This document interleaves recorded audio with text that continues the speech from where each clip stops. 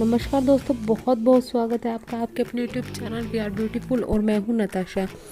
जैसे कि आप जानते हैं, भगवान की पूजा में फूलों का एक विशेष महत्व होता है और कितना अच्छा होना अगर हम भगवान का पंडाल भी फूलों से सजाएं।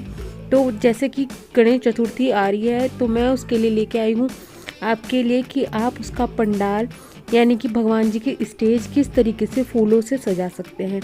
इस पूरी वीडियो में डिफरेंट तरीके की आपको डिज़ाइंस मिलेंगे। आप कोई भी डिज़ाइंस यूज़ कर सकते हैं, कोई भी डिज़ाइन के लिए आइडिया ले सकते हैं और अपने पंडाल को यानी कि अपने गणेश जी के लिए स्थान को नया लुक दे सकते हैं।